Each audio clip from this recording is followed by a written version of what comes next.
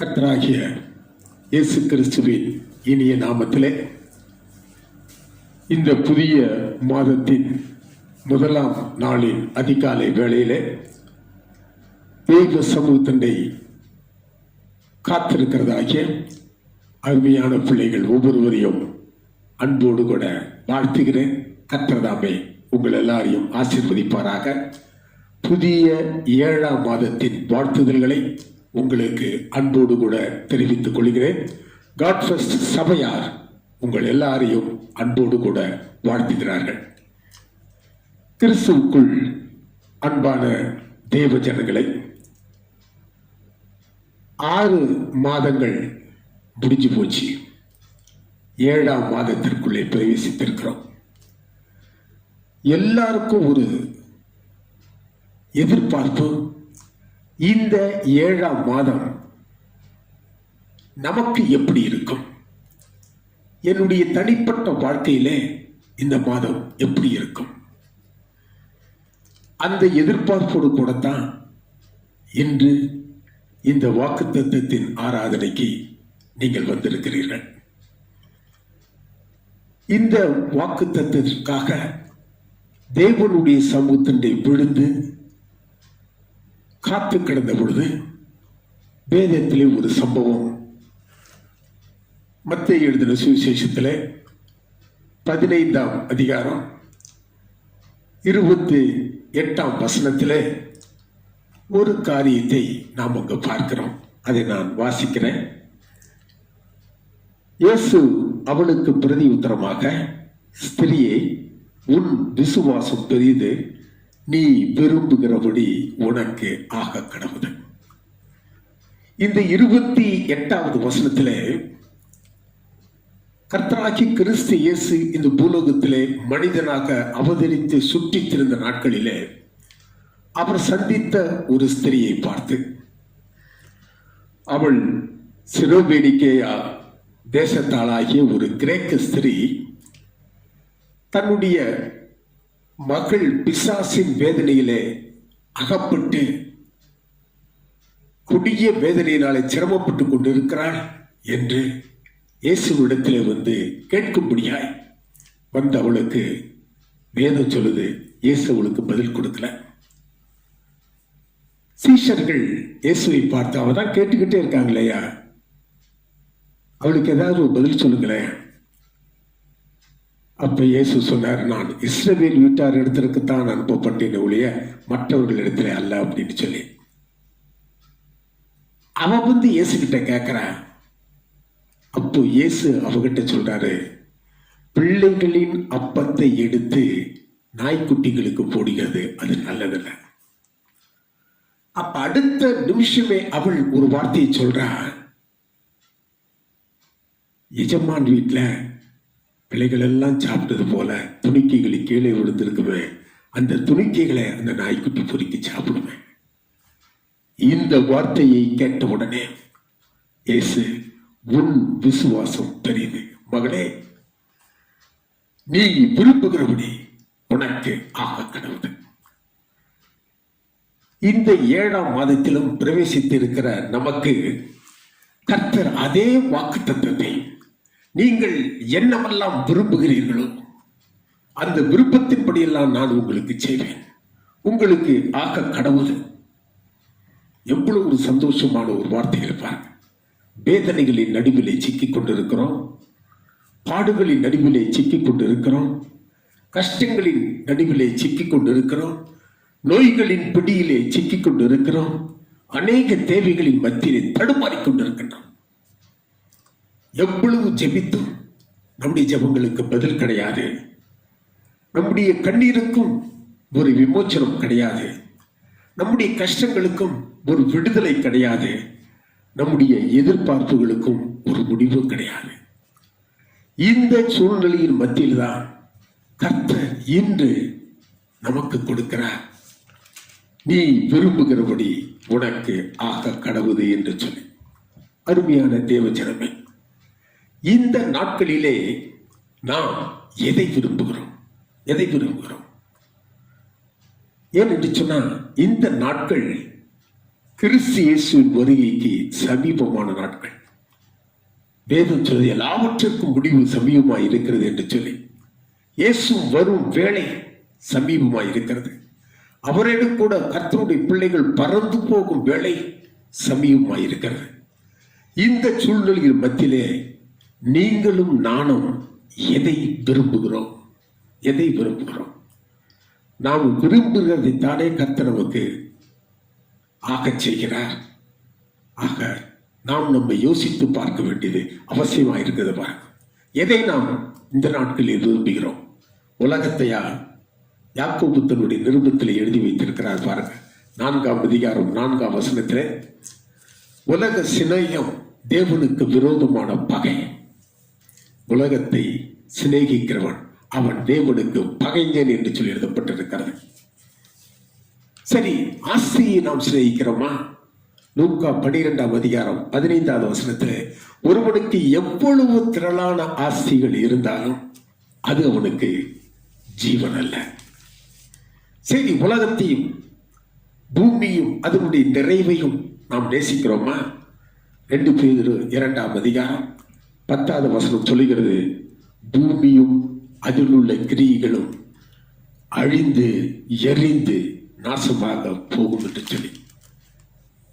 அப்படியானால் நாம் எதை விரும்புகிறோம்? எதை சிநேகிக்கிறோம்?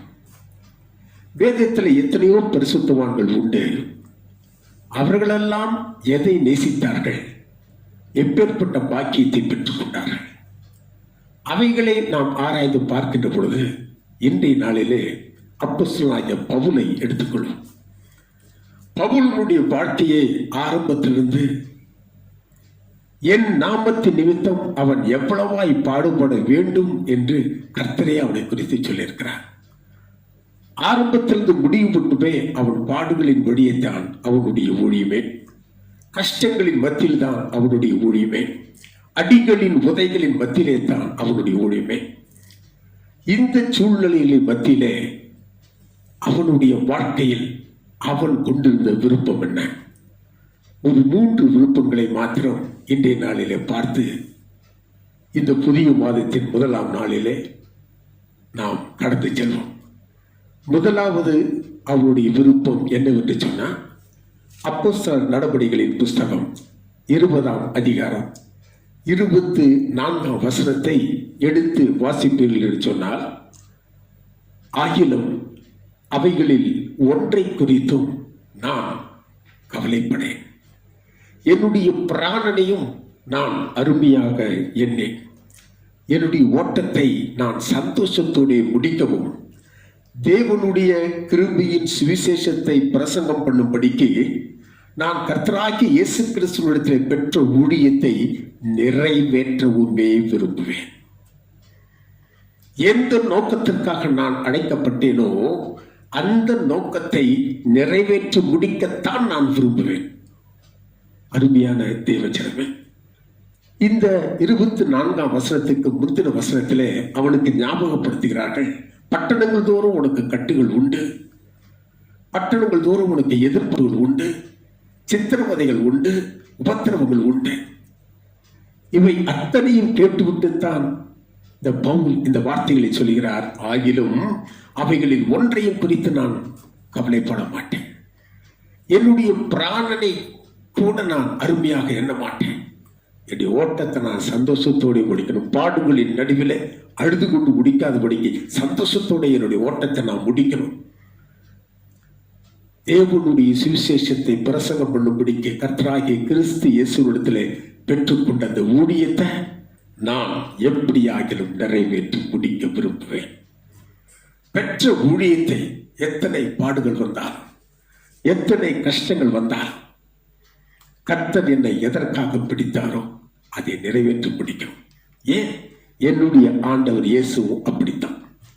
இந்த பூலோகத்திலே அவர் மனிதனாக வந்த பொழுது அவர் அந்த 3.5 ஆண்டு காலங்கள் ஊழியத்தை நிறைவேற்றி முடித்த பின்பு தன்னுடைய கடைசி ஜெபத்திலே யோவான் எழுதின சுவிசேஷம் 17ஆம் அதிகாரம் 4ஆம் வசனத்தை எடுத்து வாசிப்பீர்கள் சொன்னார், பிதாவே, நான் செய்யும்படி நீர் எனக்கு நியமித்த காரியங்களை நான் செய்து முடித்தேன். எனக்கு என்னென்ன காரியங்கள் எல்லாம் நீர் முன்குறித்து வைத்திருக்கிறீர்களோ அந்த காரியங்களை எல்லாம் நான் செய்து முடிச்சிட்டேன் தைரியமாய் சொல்லுகிறார். அந்த ஒரு வார்த்தையை தான் அப்போஸ்தலனாகிய பவுலும் என்னுடைய வாழ்க்கையின் ஓட்டத்தின் முடிவிலே நான் நிறைவேற்றி முடித்தேன் என்று சொல்ல வேண்டும் என்று சொல்லி அவன் விரும்புகிறான். பாருங்க, பிலிப்பியருக்கு எழுதின நிருபத்திலே 3ஆம் அதிகாரம் 12ஆம் வசனத்தை எடுத்து வாசிக்கின்ற பொழுது, எதற்காக பிடிக்கப்பட்டேனோ அதை நான் பிடித்துக் கொள்ளும்படி ஆசையாய் தொடருகிறேன். எந்த நோக்கத்திற்காக கர்த்தராகிய கிறிஸ்து இயேசு சவுலாய் கடந்த என்னை பிடித்துக் கொண்டார், என்னை மாற்றினார், என்னை ஒரு மனிதனாக ஆக்கினார், என்னை ஒரு பரிசுத்தமான மாற்றினார், அதை நிறைவேற்றணும், அதை தொடர்ந்து நான் பிடித்துக் கொள்ளணும். எவ்வளவு கஷ்டங்கள் வந்தாலும் சரி, எவ்வளவு பிரச்சனைகள் வந்தாலும் சரி, எவ்வளவு பாடுகள் வந்தாலும் சரி. ஒரு முறை அப்போஸ்தலர் நடவடிக்கைகள் புஸ்தகத்தில் 14ஆம் அதிகாரம் 19, 20, 21 ஆகிய வசனங்களை எடுத்து வாசிக்கின்ற பொழுது, அந்தியோகியாவிலிருந்தும் இக்கோனியாவிலிருந்து வந்த யூதர்கள் பவுலின் மீது குற்றம் சுமத்தி அங்கிருக்கிற ஜனங்களுக்கு தகாத விதத்தில் போதித்து பவுலின் மீது கல்லெறிகிறார்கள். வேதம் சொல்லுது, அவன் செத்து போனான் என்று சொல்லி நினைக்கிற அளவிற்கு அவன் மீது கல்லெறிந்து போட்டு அவனை பிடித்து இழுத்துக் கொண்டு செத்து போயிட்டான்னு சொல்லி பட்டணத்துக்கு வெளியே கொண்டு போய் போடுறதுக்கு போறாங்க. வேதம் சொல்லுது, அவனை பிடித்து இழுத்து கொண்டு போகையில், செத்து போனான் என்று சொல்லி எண்ணி இழுத்து கொண்டு போகையில் அவனுடைய சீஷர்கள் சூழ்ந்து நிற்க பவுல் அவர்கள் நடுவில் எழுந்து நின்று மறுபடியும் அதே பட்டணத்துக்குள்ளே நுழைகிறான். அடுத்த நாளின் காலையில பர்னபாவை அழைத்துக் கொண்ட தெர்பைக்கு ஊழியத்துக்கு புறப்பட்டு செல்கிறான். எவ்வளவு ஒரு மன தைரியமா இருக்கு. தேவன் என்னை அழைத்த அழைப்பினை நான் நிறைவேற்றி முடிக்கணும்.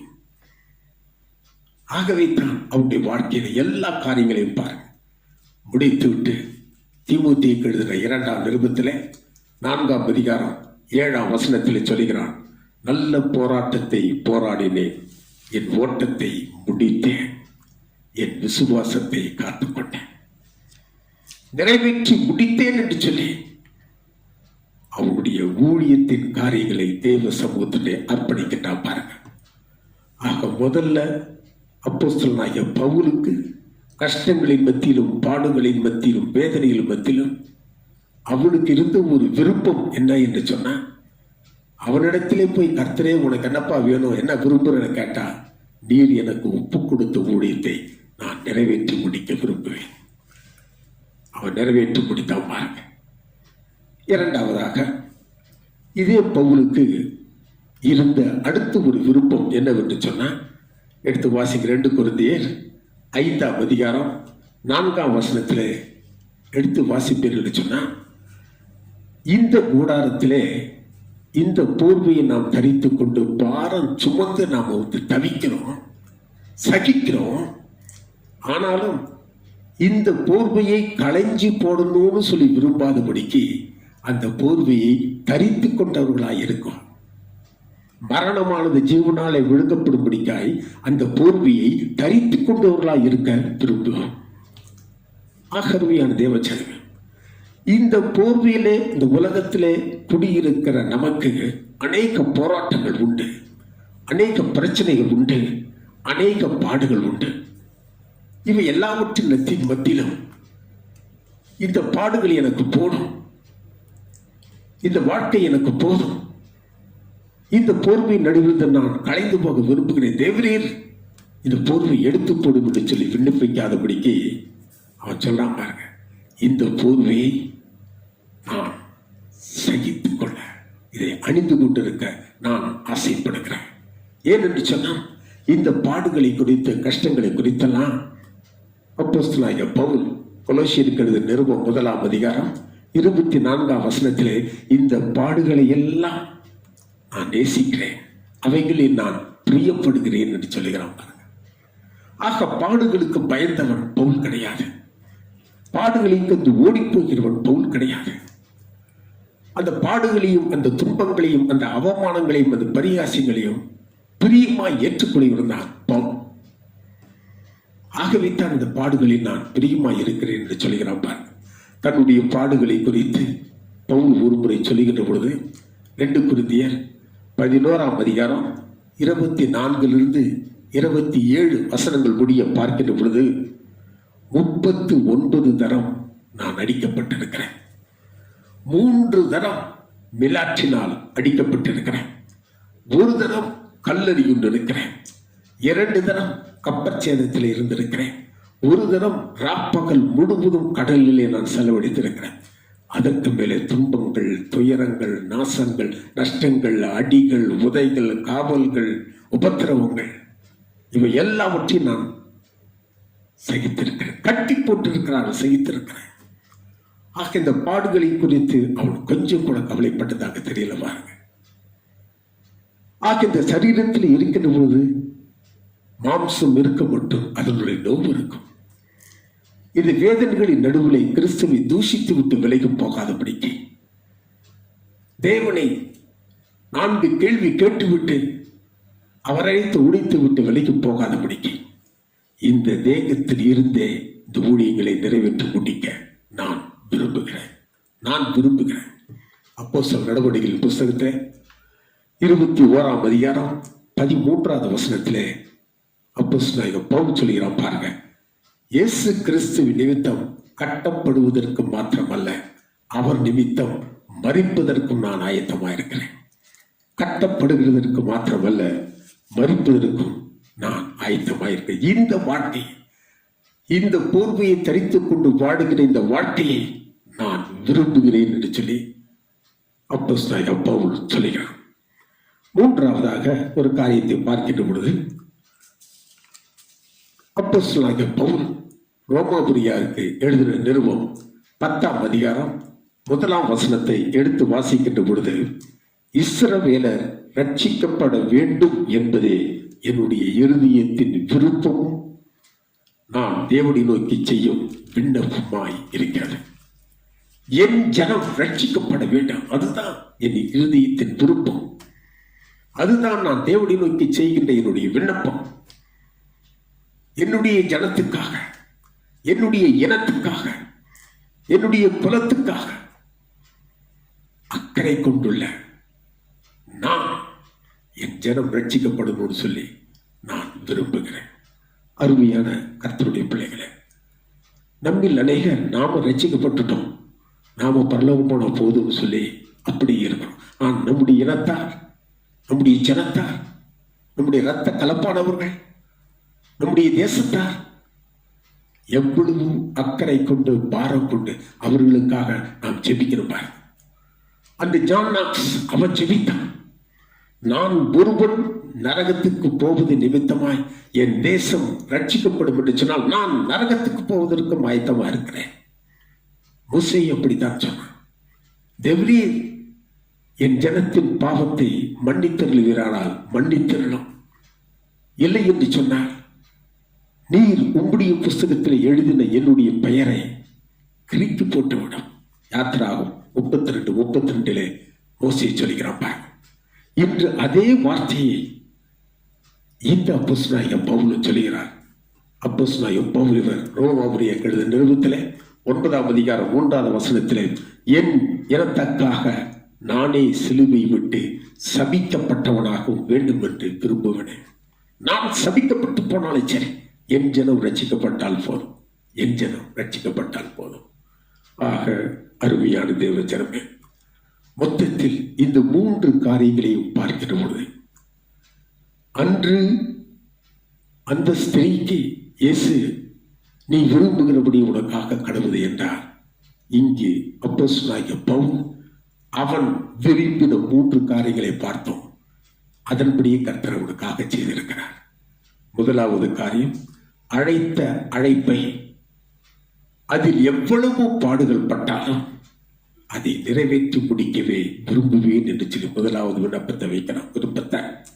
2வது, இந்த கூடாரத்தில் இந்த போர்வையை களைந்து போட வேண்டும் என்று சொல்லி விரும்பாதபடிக்கு அதை தரித்து கொண்டு எல்லா துன்பங்களையும் துக்கங்களையும் துயரங்களையும் பாடுகளையும் சகித்துக் கொள்ள நான் விரும்புவேன். 2வது காரியத்தை சொல்றேன். பாடுகளுக்கு பயந்து இந்த சரீரத்தை கொல்லாத சத்துருவானவன் அவன் படுத்துகிற கொடுமைகளுக்கு பயந்து இந்த போர்வை கலைந்து போடணும்னு சொல்லி விரும்பாதபடிக்கு அவைகளை போற்றிக் கொண்டே ஏற்றுக்கொண்டே இந்த வாழ்க்கையை மரணமானது ஜீவனாலே விழுங்கப்படும் வரைக்கும் ஒப்புக் கொடுக்க நான் விரும்புவேன்.